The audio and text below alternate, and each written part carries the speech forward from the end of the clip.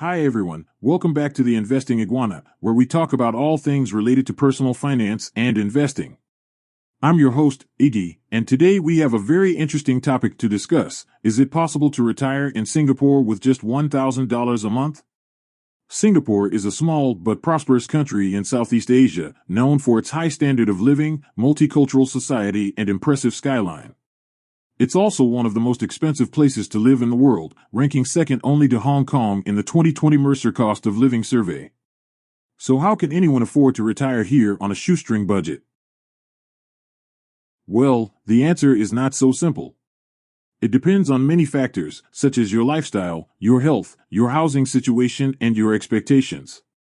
In this video, we'll explore some of the pros and cons of retiring in Singapore with $1,000 a month and see if it's realistic or not. But before we dive into that, please remember to hit the like button and subscribe to our channel if you haven't already. It really helps us out and motivates us to create more content for you. Also, feel free to leave a comment below and let us know what you think about retiring in Singapore with $1,000 a month. We'd love to hear from you. Alright, let's get started.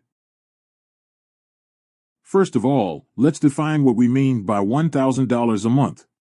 Is that in US dollars or Singapore dollars? For simplicity's sake, we'll assume that it's in Singapore dollars, which is roughly equivalent to $740 US dollars as of June 2023.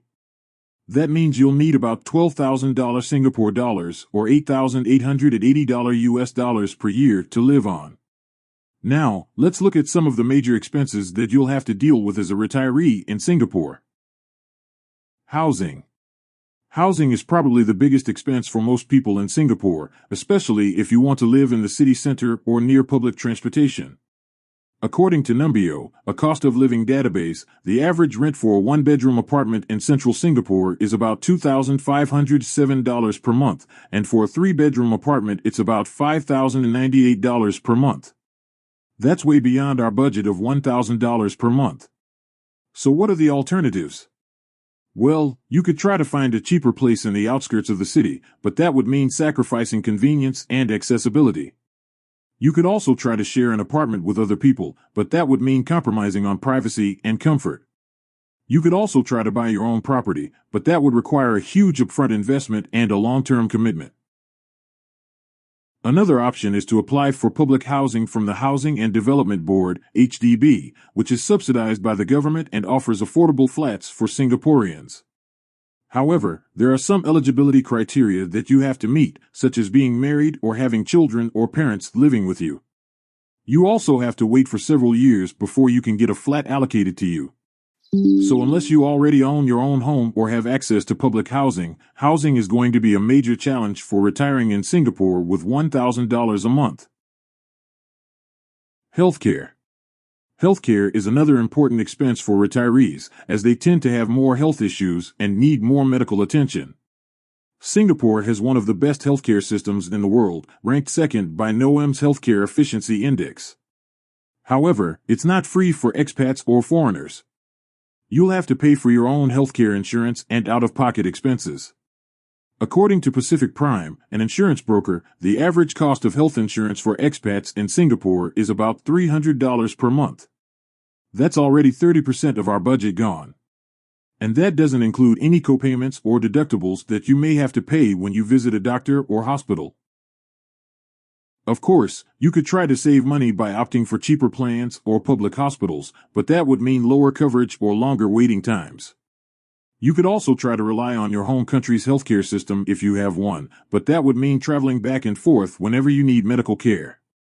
So unless you have a good health insurance plan or are willing to take some risks with your health, healthcare is going to be another big hurdle for retiring in Singapore with $1,000 a month. Lifestyle. Lifestyle is the third major expense that you'll have to consider when retiring in Singapore with $1,000 a month. This includes things like food, transportation, entertainment, and travel.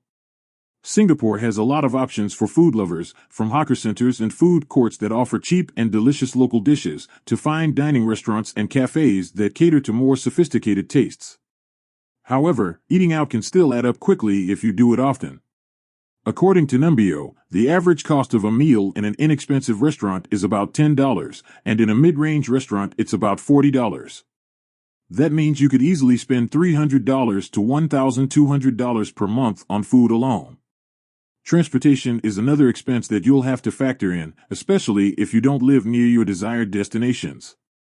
Singapore has a well-developed public transportation system that includes buses, trains, and taxis. However, it's not cheap either. According to Numbeo, the average cost of a one-way ticket on public transport is about $1.50, and a monthly pass is about $90.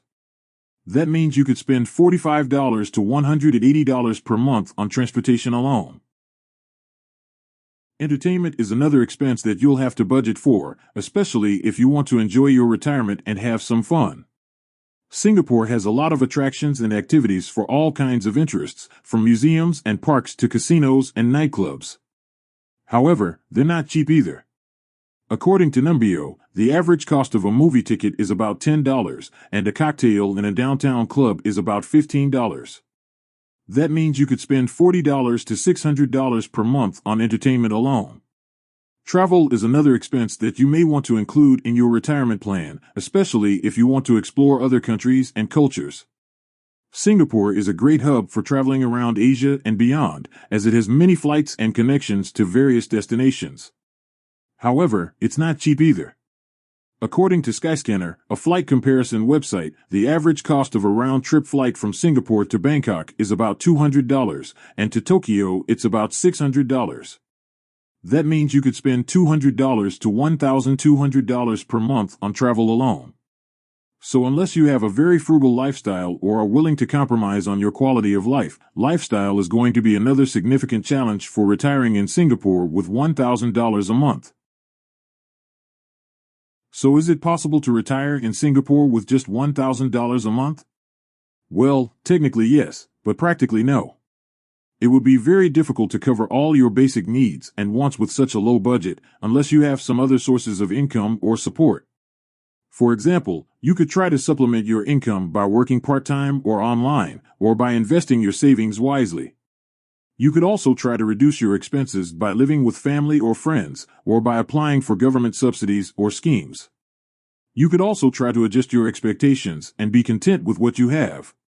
However, these are not easy solutions either. They require a lot of planning, discipline, and luck. And they may not be sustainable or satisfying in the long run. So what's the alternative? Well, you could try to save more money before you retire, or retire later when you have more money. You could also try to retire in another country that has a lower cost of living and a higher quality of life. There are many options out there that may suit your preferences and budget better than Singapore. But ultimately, the choice is yours. You have to decide what kind of retirement you want and how much you're willing to pay for it. And you have to start planning for it as soon as possible. That's all for today's video. I hope you found it informative and helpful. If you did, please give it a thumbs up and share it with your friends. And if you have any questions or comments, please leave them below and I'll try to answer them. Thank you for watching the Investing Iguana, and I'll see you in the next video. Bye.